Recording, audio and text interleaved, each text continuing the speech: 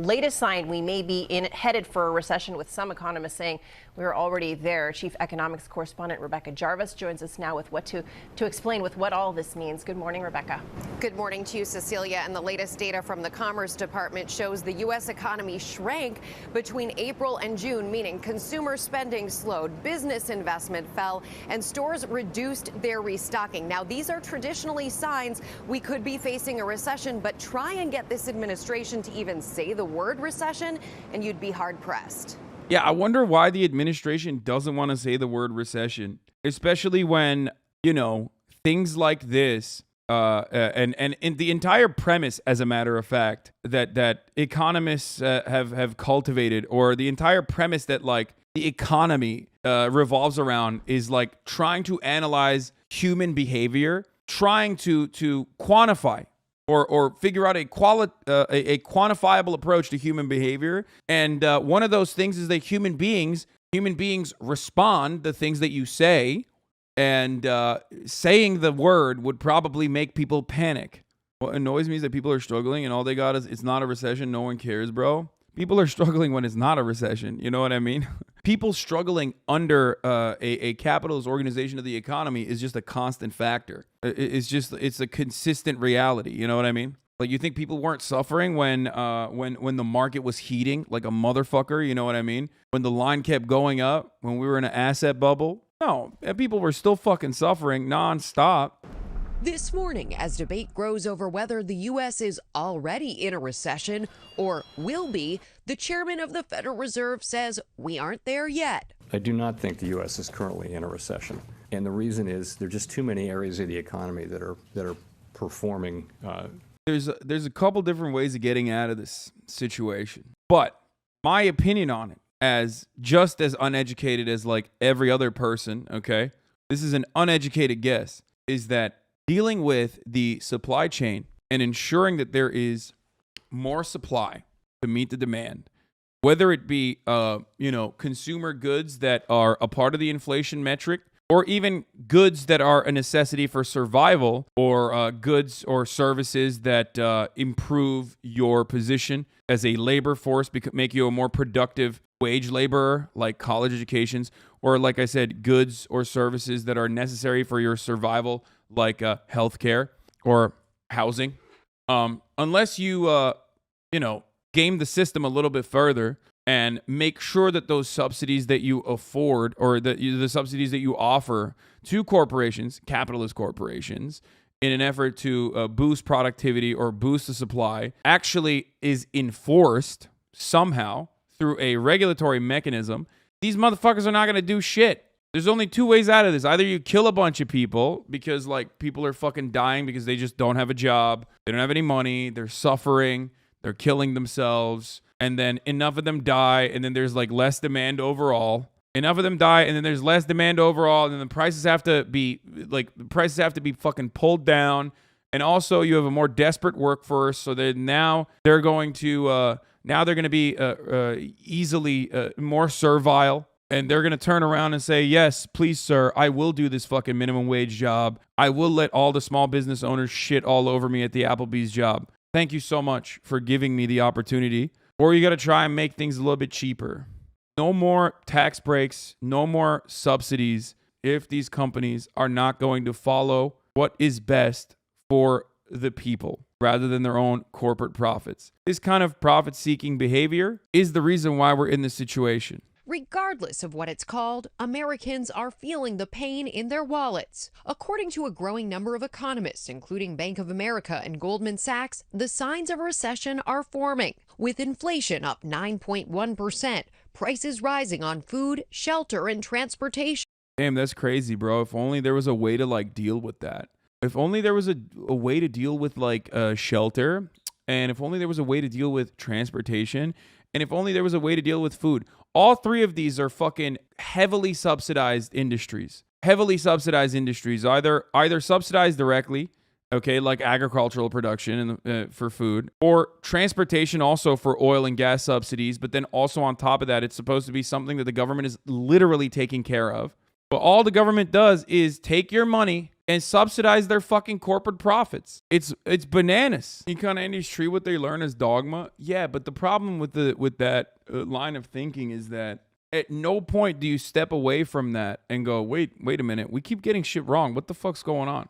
One of the greatest examples of this is that tight labor markets where unemployment is very, very low, damn near full employment, right, is supposed to create conditions that make it easier for workers to be able to demand higher wages. But we never really had a tight labor market until COVID, when like 1 million fucking workers died. So how do you look at unemployment being record low, hitting record lows year over year over year over year in the United States of America leading up to COVID, and wages are fucking stagnant? Like, how does that happen? That is a direct counter to like one of the basic fucking principles, okay? One of the basic principles. I know public transportation isn't great, but so many people could take it and save while boosting demand for better transport. Here's the Intercept piece that friend of the show, Kent Klippenstein, wrote on a leaked memo. Leaked Bank of America memo. We hope conditions for American workers will get worse.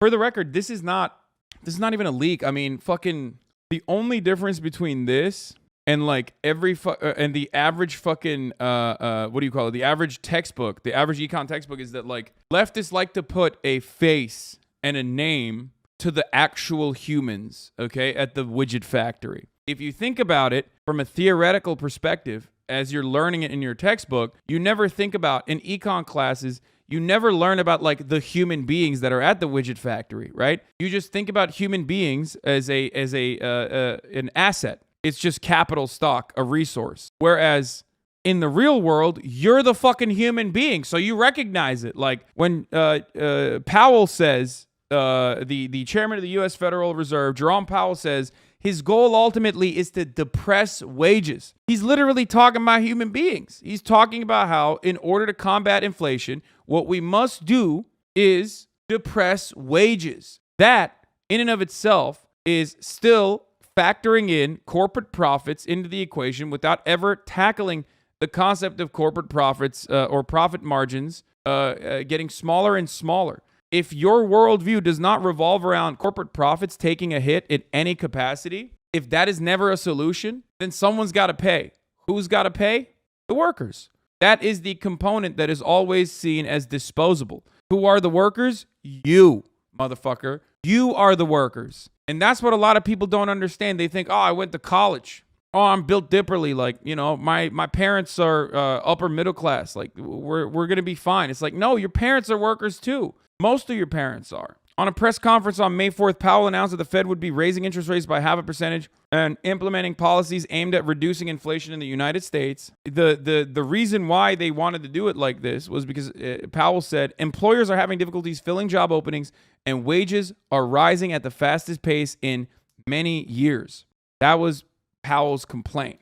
There are more job vacancies than there are unemployed people in the United States as the economy recovers from the COVID-19 pandemic. Powell claimed this discrepancy between job vacancies and unemployment is due to high wages, which discourages workers from taking bad, low-paying jobs with few benefits and therefore give them too much power. Wages are running high, the highest they've run in quite some time.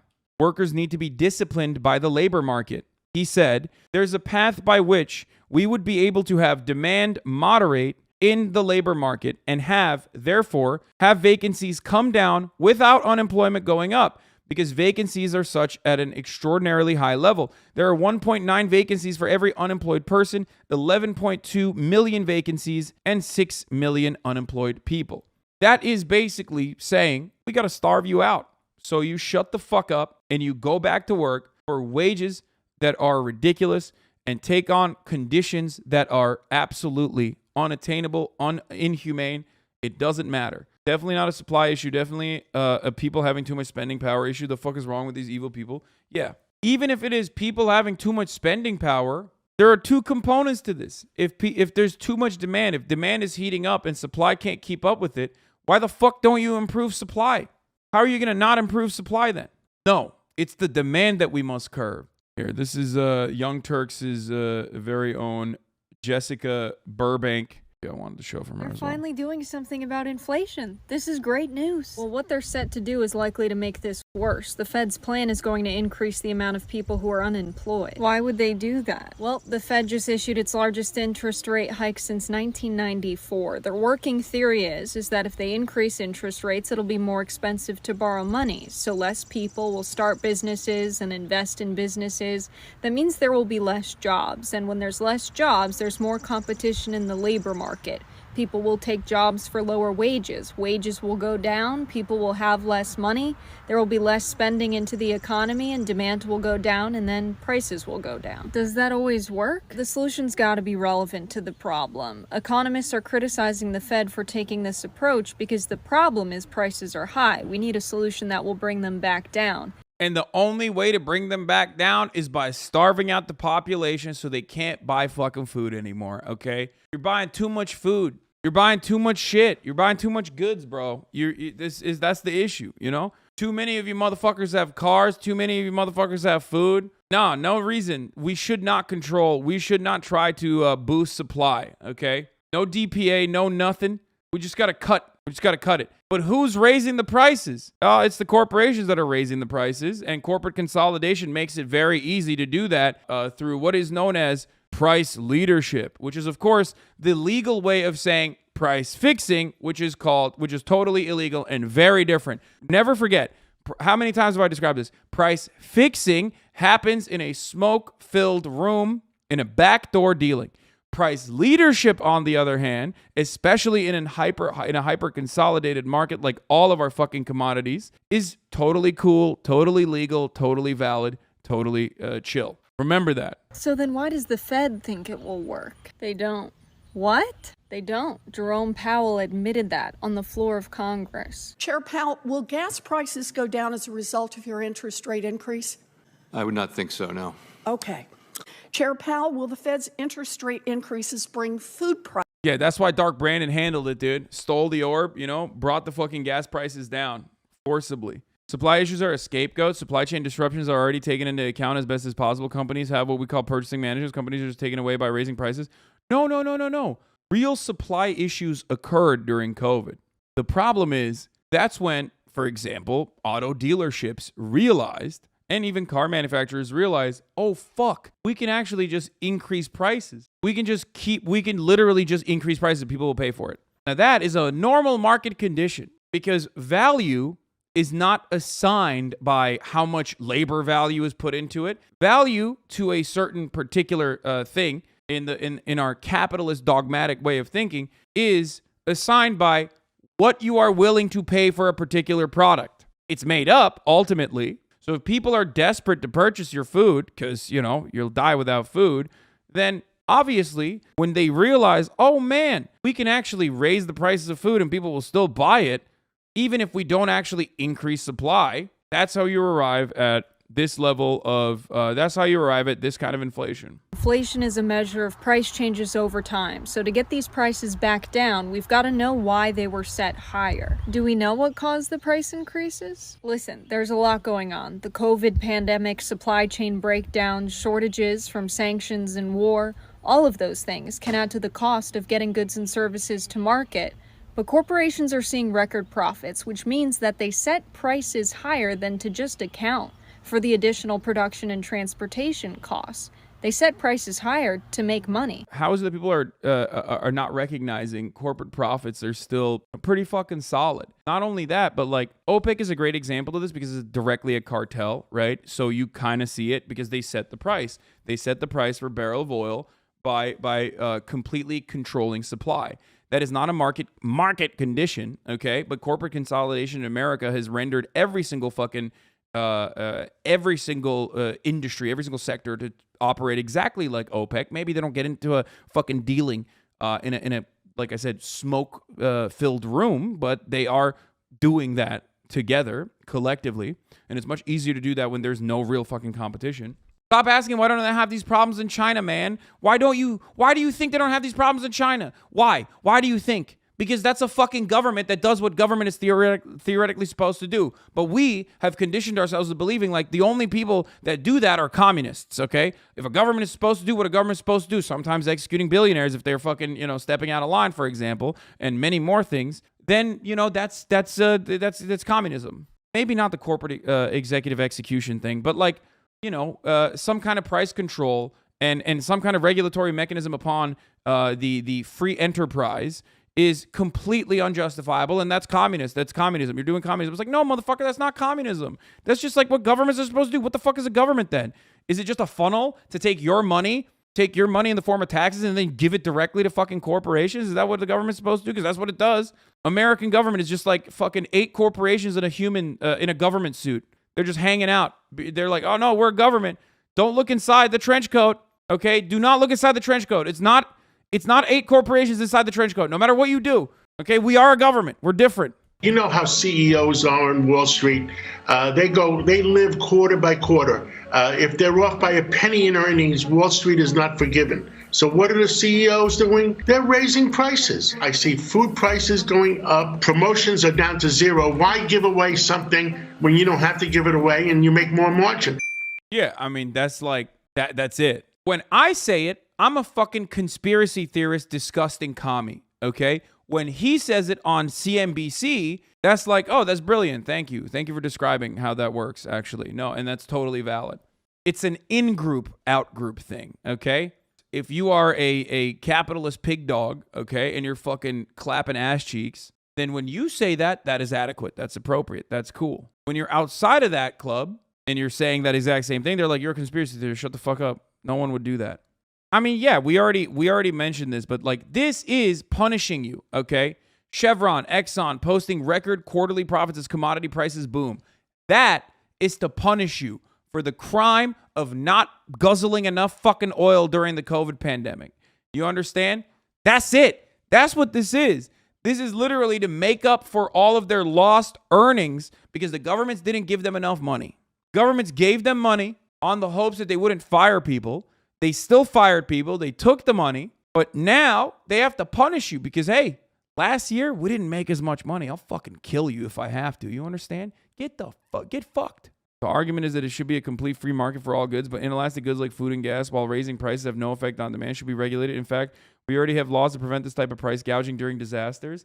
Yes, but dude bikes, like we already talked about, this is not considered price gouging, my friend. Price gouging is when some fucking random wantrepreneur dickhead decides to increase the prices of a particular good that they're selling during a natural disaster. If that natural disaster is happening at a time when the entire economy is fucking tanking, then that's not considered price gouging. You understand? That's just the free market. That's just the free market working as intended. When you have an inelastic good, when you have a good that has inelastic demand, for example, like the pharmaceutical industry in its entirety, because without medicine, you'll die. Okay? So that means it's an inelastic demand good. It's not considered price gouging when the price of EpiPen goes up because you're Joe Manchin's daughter and that's what you're going to fucking do. And also schools are going to have to buy that EpiPen regardless because they don't want kids to fucking die when there is peanut butter and jelly sandwiches being served at school. That's how this works. And that's precisely why so many of these kinds of goods are actually heavily regulated in its pricing. One way to do that from the most capitalist perspective is by price bargaining. When you buy in bulk, if you have socialized medicine in your civilized country, okay, even if you're in the third world, even if you're a developing nation, you're still a civilized country that cares about its citizens. Otherwise, they will fucking revolt and kill you, right? So what do? When you're buying medicine in bulk, you negotiate prices, and you negotiate them all the way down to manageable levels. That's why you can buy over-the-counter fucking in Turkey. If you go to any pharmacy in Turkey, you can buy the same shit in America that's being sold for $1,000 for fucking 3 liras, right? Why? Because they're buying it in bulk and they're driving the prices down. These pharmaceutical corporations understand that it's totally fine. That you know, those people are not willing to pay more for it, so we can't charge them more.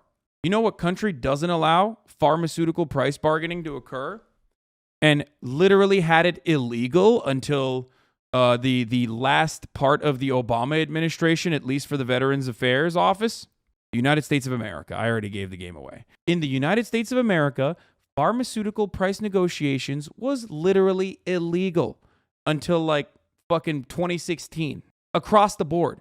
But one of the only socialized components, one of the only socialized medicine, socialized healthcare components that exists in this fucking hellscape was the VA.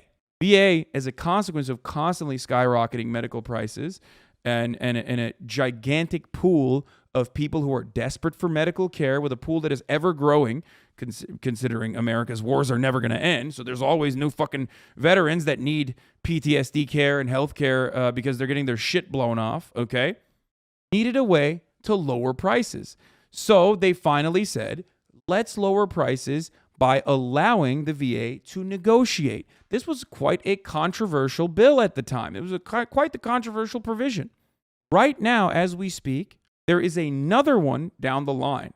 One of the things that the Biden administration is trying to do currently is implement price negotiations for Medicaid. They're trying to do that right now. And that's very frustrating for a lot of corporate lobbyists. A lot of corporate lobbyists look to that and say, nah, fuck that. I work for Johnson & Johnson, baby. And my senator also works for Johnson & Johnson, too. How does he work for Johnson & Johnson? Maybe because his wife or his daughter works for J&J directly. How does he work for Johnson & Johnson? Because J&J is going to give you dark money, okay, through a super PAC. So you can get fucking reelected, even though you're a criminal like Bob Menendez. This is how the system works. It is fundamentally broken top to bottom. The government should also be able to manufacture generic medications, especially medically requisite ones, and then sell them off for free or at a loss, especially medically requisite ones, and sell them. Negotiating drug prices shouldn't be the bottom line we fight for. Oh, brother, I am full blown in favor of nationalized healthcare, top to bottom, start to finish. You're speaking my language right now. I am full blown. Call me fucking Kim Il-sung, baby. Or call me Mao Zedong when it comes to fucking healthcare. I don't give a fuck, dude. I mean, across the board, dude. That is bananas that that's not the case currently. Nationalize our extraction industries like they did in Norway. Nationalize the healthcare industry across the board. Immediately offer public housing. It's ridiculous. Beef up public transit, so that we don't have such a gigantic over-reliance on fucking Chevron and Exxon for survival. I mean, the things that I'm mentioning are just so... They're the first step towards a more meaningful life. And that's what's fucked up. Like, what I'm mentioning is not that crazy. It's only crazy if you have been bullied into believing that these sorts of things are not things that the government should be offering you. I'm sick of it. Gas prices are too high. And one of you's causing it. We're gonna get to the bottom of it in this meeting. Russia. Hello. Hi. Yes. You invaded Ukraine, which caused many countries to sanction you and reduce the global supply of oil available to the United States. However, gas prices started to climb before the invasion. Supply chain. Yeah, it was all messed up. Even still, we should have been able to get domestic supply up by now. Oil and gas companies have over 9,000 permits to drill on federal land that are not being used. Hey. If we build new rigs and drill new wells, that's going to cut into our profits and reduce returns next quarter. Would you like to share with the group? Reports show oil companies are seeing record profits. By the way, this is not even a fucking joke. I've shown you multiple times. How many times have I shown you fucking oil and gas executives unironically going again on CNBC and saying, well, we're not going to actually increase supply. Why the fuck would we? Because that would cut into our profit margins. Right now, things are going fucking great. We have no responsibility to the consumer or the public to actually lower our own profit margins. They openly state it, and then they can just go and live a life, okay? That's the crazy part, for me at least. I look at that, and I see a fucking oil and gas executive, okay? An industry that takes 85% of the fucking government subsidies for energy production. I see that, and I see a fucking literal CEO go on television and say, oh, do you want me to fucking lower my own profit margin? What are you, crazy? Our primary responsibilities are shareholders. And then he gets to live. He gets to fucking breathe air tomorrow. He walks out of that fucking television studio and gets into a limousine and goes and lives in his fucking luxury high rise. That's insane. That blows my fucking mind. What is the government doing? Why does he get to breathe free air like a free man after saying that? Because capitalism and how capitalism operates creates villains like that and then turns around and makes you think that that guy's not a fucking villain. I'm not saying he should be shot. I didn't say that. I said he should go to fucking jail. If prices were raised to make up for the additional cost of supply decreases and supply chain issues, you would be seeing the same profit margins, but because you're seeing record profits, this would suggest you increased prices for more than to just make up for that difference. Yes, they did. They did increase the fucking prices because people are desperate for oil and gas. It doesn't work without oil and gas. That's how our fucking entire economy has been built. And for that reason, they could do whatever the fuck they want, increase prices to this degree. Our car-reliant infrastructure is always going to need more oil and gas. And they did this because they wanted to make up for their lost profits from previous quarters. Yes, you don't want those, so stop asking for more supply. Fuck these people. Brother, that doesn't mean anything. Just because I want to fucking move away from it doesn't change the reality that right now I'm living in the here and now. There is no alternative. People aren't going, oh man, these oil and gas giants are fucking us. Maybe we should move over to renewable energy. That's not happening.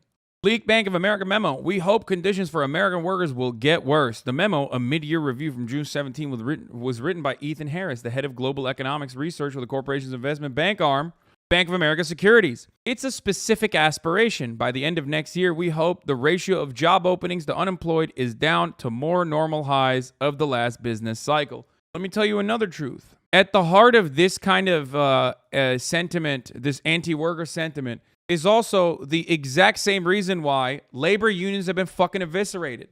The more disposable workers are, the closer they are to a number, the easier it is to just fucking depress wages. Okay, the easier it is to bully you. The easier it is to make sure that like you can't take time off because your dog is dying and you want to take him to the fucking vet.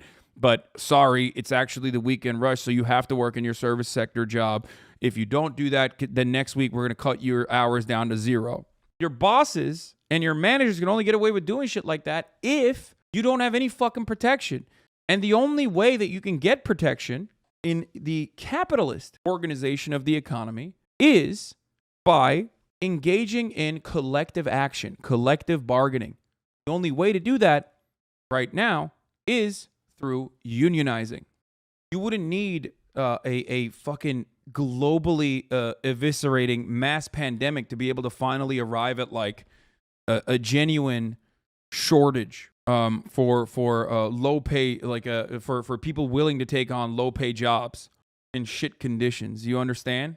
Having labor unions, or at the very least, labor unions that have already negotiated for the entire sector in collective bargaining agreements for entire sectors like they do in France, means every day is like a fucking COVID pandemic induced tight labor market. A better future is possible, even under a capitalist mode of production. What the memo calls the ratio of job openings to unemployed is generally calculated the other way around, i.e. the ratio of unemployed people to job openings. The more widely used ratio offers one measurement of the balance of power between workers and employers. The lower this number, the more options unemployed people have when searching for work and greater opportunities employed people have to switch to jobs with better paying conditions. According to the Bureau of Labor Statistics, this ratio stood at 0.5 as of May, meaning that there were then 2 job openings per unemployed person. This recent unusual moment of worker leverage made Bank of America quite anxious. The memo expresses distress about a record tight labor market. Bro, this is just labor power.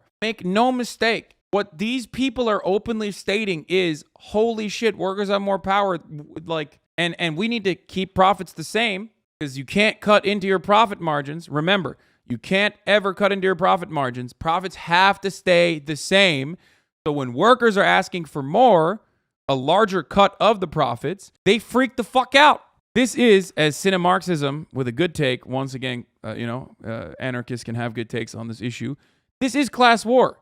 Billionaires and millionaires express class solidarity regularly. They have incredible amounts of class consciousness, and they engage in class war every fucking day. And they can do it openly, like this. But because of the way you learn micro and macroeconomic principles, that's not considered class warfare. Class warfare is only when the proletariat fights back against the conditions that they have been subjected to. The memo recalls a previous Bank of America memo in 2021, which says warned of very strong momentum in the labor market, suggesting the economy would not just hit, but blow through full employment. Fast forward to today, these trends have been worse than expected. memo is an uncanny demonstration that economist Adam Smith was right when he described the politics of inflation in his famed 1776 work, Wealth of Nations. High profits tend much more to raise the price of work than high wages, Smith argued. Our merchants and master manufacturers complain much of the... Bro, this fucking Adam Smith guy, bro. I mean, this... Actually, not fuck the Adam Smith guy. This Karl Marx guy, he was a fucking plagiarist, brother. I mean, straight up. So aggressively stole from this dude. Meanwhile, you only hear about some of the things that Adam Smith mentioned and not all the other things that Adam Smith actually mentioned in your school when you're learning about Adam Smith. I wonder why. Adam Smith's take on landlords, for example, are not heavily featured in fucking econ classes. Like history of economics. It's just weird. I don't know. Our merchants and master manufacturers complain much of the bad effects of high wages and the raising price. They say nothing concerning the bad effects of high profits. They are silent with regards to the pernicious effects of their own gains. They complain only those of other people. It's almost like there is an antagonism amongst these two classes that Adam is mentioning. If I were to say, the profit seeker capital owners, like business owners, versus the actual people that provide the value, i.e. the laborers. That's is there like a direct antagonism there? Is that what he's saying? Interesting. Much to consider. Thus, exactly as Smith would have predicted, Bank of America complains loudly about the bad effects of high wages and raising prices, but appears to be silent about the pernicious effects of high profits. You would never, in a million fucking years, hear an economist say these profit margins are too fucking high. Corporate profits are sky high. We got to fucking deal with this. The economy is heating up. We have to do something about this. These motherfuckers are going crazy with their pricing. You will never hear that. Here, what is Yanis Varoufakis saying? We have a moral and political duty to empower ourselves and our children to speak authoritatively about the economy. And the reason for that is that in the world we live, the economy penetrates every dimension of life. It would be a tragedy for democracy. Plato will have won his greatest victory, crushing the fragile flower of democracy, if we all are convinced by the establishment, by the powers that be, by the economics profession, by finance ministers and so on, by the International Monetary Fund, by the Federal Reserve, that we better leave the matters of the economy to the experts, to the economists. See, I have no problem with experts. I'm not a climate change denier. I love science. I believe that if we need to build a bridge, we need experts to build it. It would be stupid to build it democratically. My man, dude, I love that. I too hate democracy. On God, that's not even a joke. I do. I 100% agree with this funny voice man and the other funny voice man, Zizek, when he talks about when he's preaching that anti-anarchist truth. Oh my God, I get so hard thinking about that. Sorry, let's continue. View as to how, what to do to build a bridge. The bridge will collapse and we are going to be responsible for many, many deaths. But the economy is not like civil engineering projects. The economy is society. It's you and me. It is everything. Nature doesn't give a damn about our predictions, but society is our predictions. Because society is what you and I do. And what you and I do depends on what you and I believe. So if we believe something, and suddenly we change what our belief, that belief, the change in belief, feeds into a different social and economic outcome. So the phenomenon that we're studying as economists is intertwined, inextricably linked to our own theories about it. So economics is part of the phenomenon it tries to explain. So we like, a cat chasing its own tail. That's why it can never be a science. True. There's no world in which you're like, yo, man, a recession is about to happen, and then everybody starts saying a recession is about to happen, and then you can literally trigger a recession by getting people to fucking decrease confidence in the market. That's ridiculous. It's a self-fulfilling prophecy, exactly. And by the way, this is not a fucking hidden truth. Like, this is something that, like, literally econ professors will describe to you. The Daily had an unironic entire fucking article about it yesterday or the day before yesterday, where they were talking about the self-fulfilling prophecy of inflation. So it's just like, it's ridiculous. But more importantly than that, it's it's additionally ridiculous to try and analyze or try to quantify as best as you can the way that human beings operate when there is an entire fucking industry, like a multi-billion-dollar industry dedicated to changing human behavior, which is called marketing. Like, that's just wild. You're like, oh man, we have on the one hand a multi-billion-dollar industry, okay, that straight up makes you fucking purchase shit that you don't even need and makes you not behave like a rational actor. And we're over here still being like, no, it's like the market is controlled by rational actors that are buying and the supply demand is totally fucking working. And if only the markets were freer,